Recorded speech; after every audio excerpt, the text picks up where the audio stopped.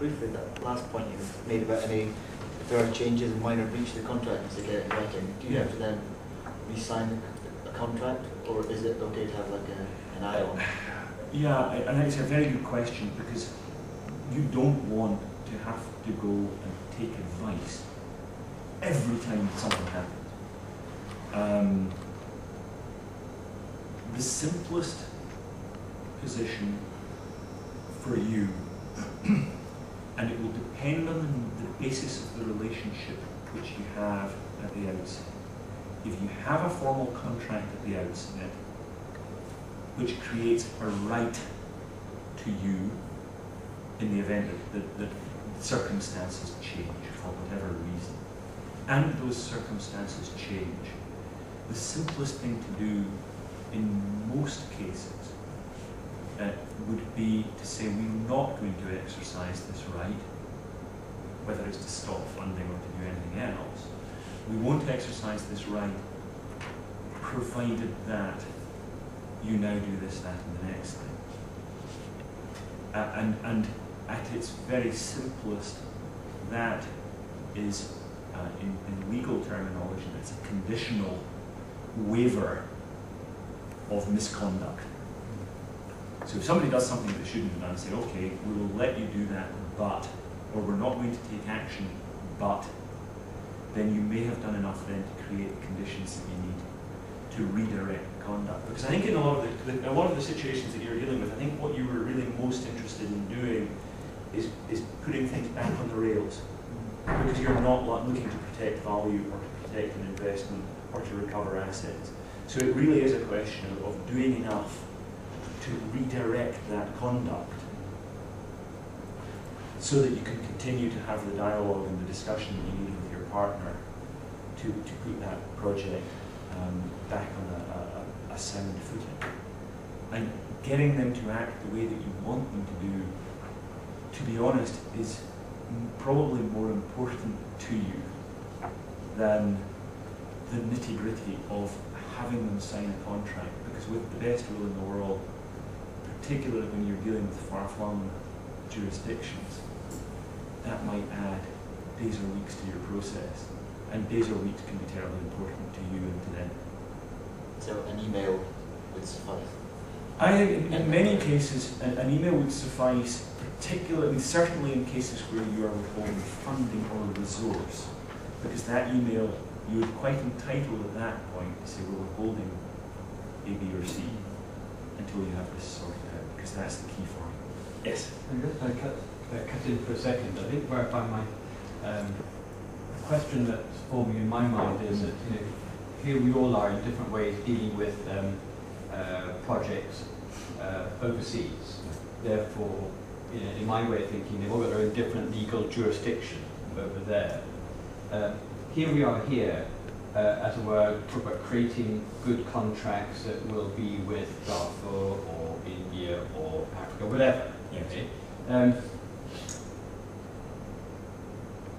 How do we ensure that the contract that we're nicely putting together here actually relates to the people in Darfur, the people in India, the people in Africa, and isn't just simply us having a nice monologue with ourselves with legal terms? Yeah, the sole purpose of it is not simply to allow you to cover your backs if things go wrong.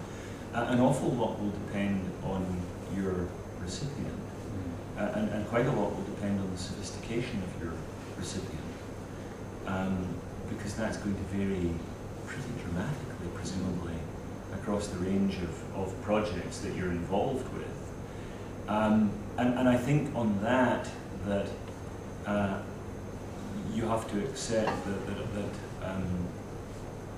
my comments just now have to be couched in the most general of terms, but that when it comes to dealing with different classes or types of partner in that overseas jurisdiction, you may well have to tailor your explanation of what you are doing and how to fit the particular recipient that you're dealing with. Because if a more sophisticated recipient is probably not going to have a particular problem with 2 pages of standard terms delineating what you are doing and how. But I mean, at what sort of level are you, might you be dealing? Perhaps to fine tune the question, Yeah. if we're say dealing with say how funds that we're providing, we translate into assets overseas. Yes. At that point, are we then needing to look at the local legal jurisdiction on assets? Yes, it depends what type of assets that you're dealing with and what you expect of those assets. The question of the coffee was what you could do if you were building a school and some of the locals decided that they were trying to sell the school. That falls into the fraud risk, where your best drafted contract is not going to protect you if somebody decides that they're going to sell whatever asset has been built. And I'm sure that Lauren can come up with examples as well of situations in which somebody has done something which is basically fraudulent. And with the best will in the world, you cannot protect yourself against that sort of eventuality in a lot of the jurisdictions that you're dealing with. Could I just ask you a question? Yes. On our situation is that our partnership with our people in Congo is governed by a high-level partnership agreement. And underneath that, we have what we call terms of reference for dealing with specific things. Now, I presume that those terms of references would be contractual. If you have something in writing that's a terms of reference, it probably is. Because, I mean, it would specify the objectives, the cost, who's doing what. It does enough. Put it this way, if you have terms of reference, it does enough to, even if it's not formally a contract, terms of reference should do enough to allow you to act or react if performance by the ultimate recipient doesn't correspond with the terms of reference. So if they do something which contradicts your terms of reference, then your terms of reference will give you some sort of right to act. Even if you don't have something that local law would regard as a contract, maybe because the recipient organisation hasn't signed it. But your terms of reference should set enough of a framework that they allow you to act. Right, because these are agreed between here and the group in Malawi, so I mean it's not something that is imposed. May I ask about insurance Yes. in terms of risk? We're small organisations and we make a contract with the Darfuri trained women that go to Darfur. And they all have friends, relations and contacts there. So we make it, we specify the number of days and hours and so on. They write a daily diary and all this thing. Yeah. But they are also free to do what they like. And we make it obligatory that they have travel insurance. Yes. They all have British passports, Yeah. so they've got to get back here. Yeah. What would happen if somebody challenged this travel insurance?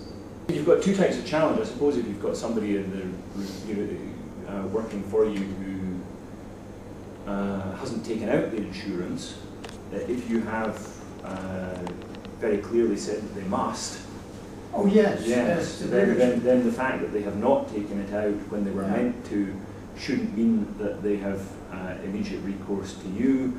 If an insurer turned round and refused to pay for any reason, likewise, if your contract specifies that they have to take travel insurance because you're not covering that type of cost, then your terms of reference ought to be clear enough that you're not liable in those circumstances. And that's a good flip side of some of the things we were talking about earlier. That is something that specifies what you're not doing rather than what you are doing. And again, it's a case of building that type of protection for you into your dealings.